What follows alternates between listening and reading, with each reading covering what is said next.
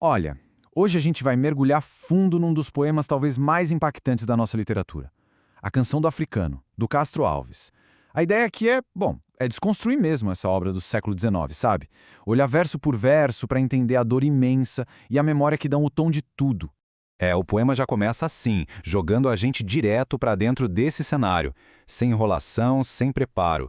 Castro Alves nos coloca ali na senzala. E a atmosfera é pesada, né? Sombria, muito íntima. Dá quase para sentir a umidade no ar, o aperto do lugar. E é bem aqui que tudo começa, com um canto. Então, essa primeira parte, que a gente pode chamar de um canto na escuridão, foca exatamente nisso, no ambiente e nos personagens que o poema nos apresenta logo de cara.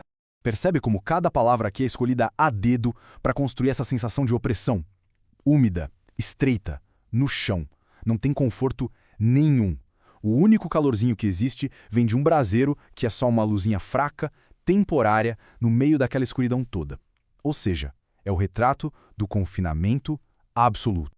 E aí, no meio desse cenário, aparecem duas figuras. De um lado, um homem, que está usando a voz para escapar, cantando sobre a terra dele. E do outro, uma mãe. E a ação dela, nossa, é o que prende a atenção. Ela está embalando o filho, mas ao mesmo tempo, parece que está tentando proteger ele, esconder ele daquele canto.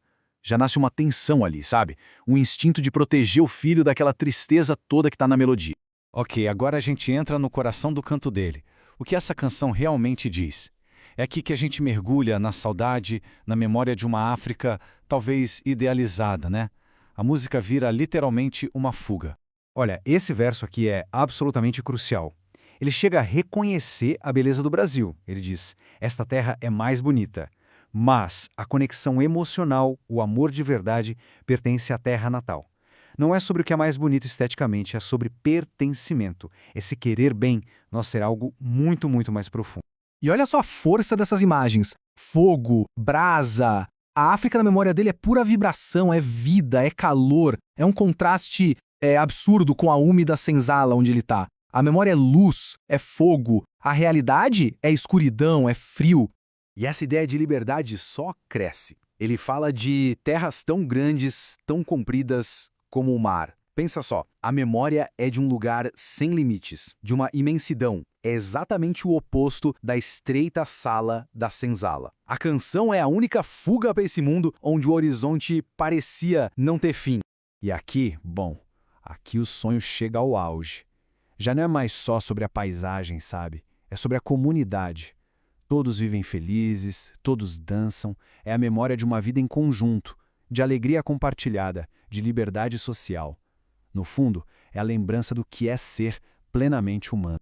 Só que todo sonho uma hora acaba.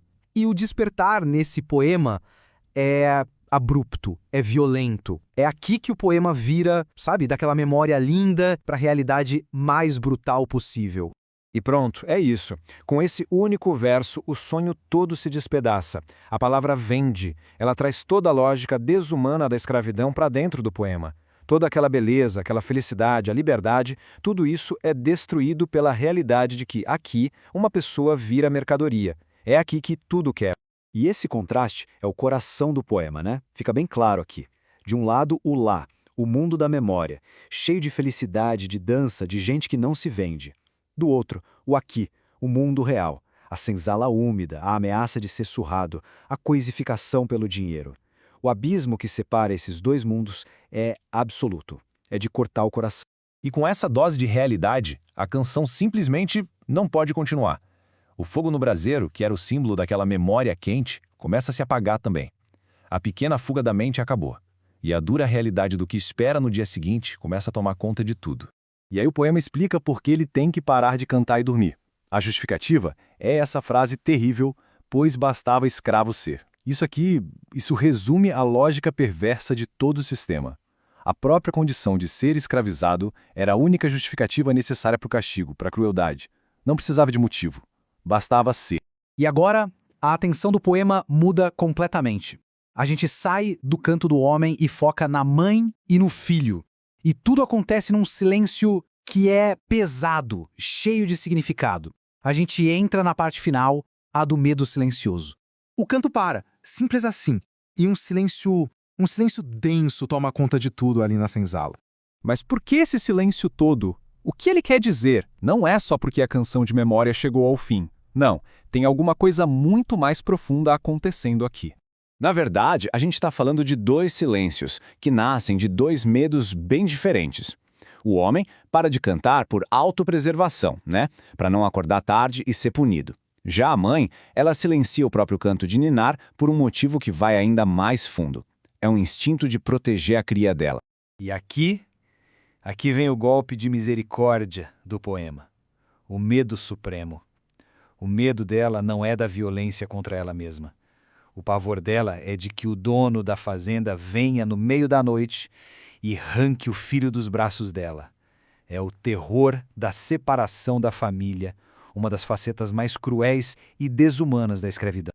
E, no final das contas, o ponto é exatamente este. A força gigantesca de A Canção do Africano não está num protesto barulhento, num grito de revolta. Está nesse retrato, final, silencioso, do medo humano. A tragédia inteira não é contada numa batalha, mas no beijo cheio de medo que uma mãe dá no filho que dorme.